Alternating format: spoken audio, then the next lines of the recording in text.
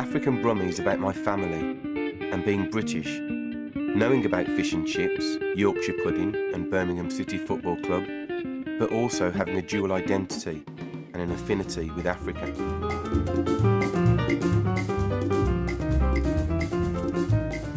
Birmingham is a city situated in the heart of Britain, a miasma of culture, colour and community, and it's where the film is set. It's a glimpse into my family with an English mother, an African father, 3 sisters and 2 brothers. My mum met my dad at a dance when she was 17. My dad came over to England in 1948, along with many other Africans and Caribbeans, for a new life and to help rebuild post-war Britain. The journey begins on Ladypool Road, Birmingham. This is my sister Mandy, the master chef. Just gonna go and get a trolley. We are here buying all the food for the big family meal. This is where our dad used to shop, wasn't it? Yeah, I used to come here with him every Saturday, get his shopping with him, and he used to tell me what he wanted. So I was only his lift, really. I reckon there's going to be about 30 of us to you. There's already 31 in our family alone, and then you've got all the Thomases. Our family have a big get-together every now and then. This meal's special. We're celebrating our African side, because our British side happens every day. Do you like English food or this food more? Absolutely African, absolutely. Don't get me wrong, I love a good English roast. Do you remember the roasts our mum used to do? And that is why I said I love a good English dinner. Yeah, I love it. I love Yorkshire pudding with lamb and mint sauce, but nothing can touch African food. Where are we now, man? We're at Ghana Way Mini Market, which is absolutely fantastic because we had used to have to go up to London to buy all of this kind of stuff, but now it's fantastic that there is now a place in Birmingham where we can buy it. Got that. Oh, soy sauce, bitter leaf, goose leaf. Yeah, it's lovely. That's from Sierra Leone. It is, yeah? Bitter leaf, yeah. How do you know? I'm from Sierra Leone also. And my dad is. Pusha, howdy buddy. Yeah.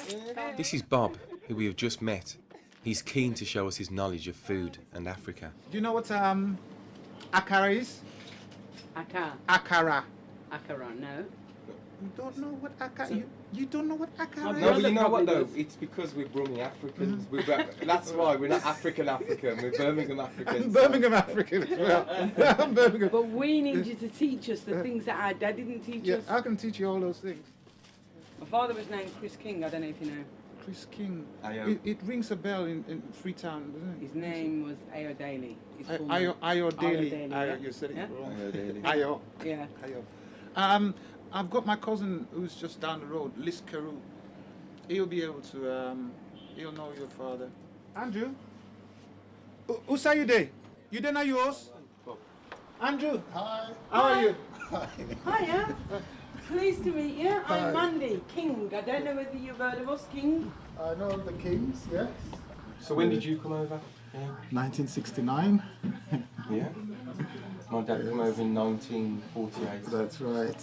We call them the old timers. The old timers. You know, and I said we talk about them fondly, you know, because we met them here and obviously they looked after us. You know, and that's life, you know, most of them have died out now. Do you see yourself as a British citizen or are you an African living in Britain? Oh, I'm definitely an African. I think someone was saying, you know, people like us, they should call African British. Yeah, I think so. I mean, blacks in America call themselves African Americans. You know, they said a tree cannot stand without its roots. My root is African. Yeah, absolutely. You know, that's it. Yeah. Meeting Bob and Andrew confirm we are British African, not African. Whenever you see a collection of pots like this, you know some good African cooking is going on.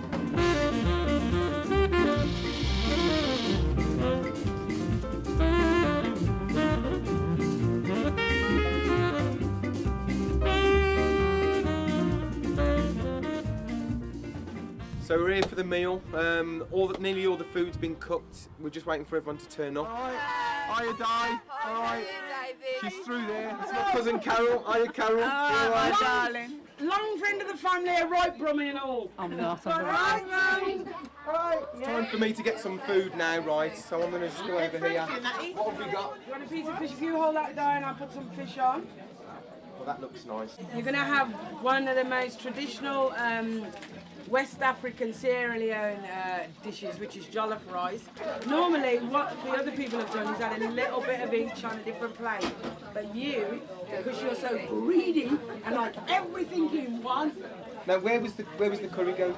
Where was that? Curry goat's behind you there. That's It's the cooked curry nicely goat. by Rachel. And there she is. And can you cook as good as your mum? I can cook West Indian food better. Is that true, I mum? haven't even been able to. Mum, I would say so. Probably she can cook West Indian food, yes, better than me. But I haven't even tried African food. In African food, nobody can touch me. Nobody. So, do you feel that you was brought up British or African, or a bit of a mix, Cheryl? Definitely African. What made you African living in this country?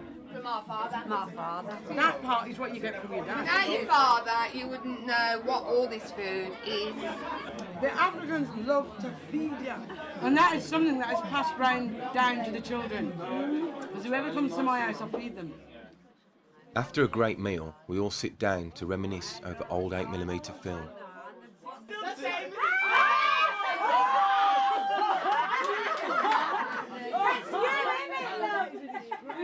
Andy Michael Jackson.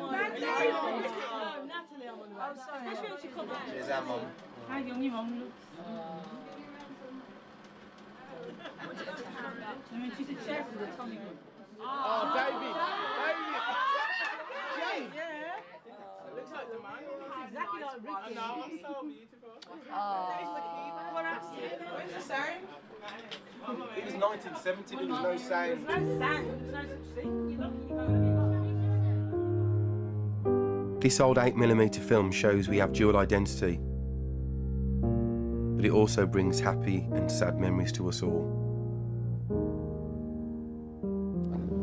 Our dad's grave's over here, not too far from my mum.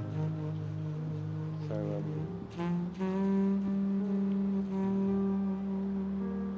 basically we've got our mum, the Brummie, and then over there we've got our dad, the African.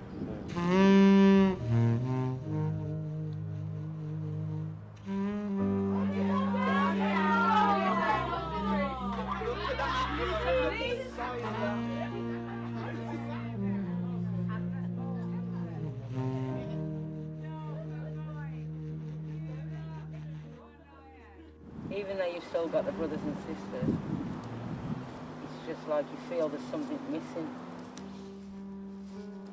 I think being black British and being kind of mixed race as well, you know all about being British and being English and being Brummie.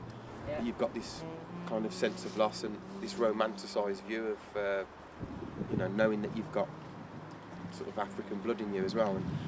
And it's even more strong when your parents go as well. Culture, beliefs and race are significant in the makeup of identity.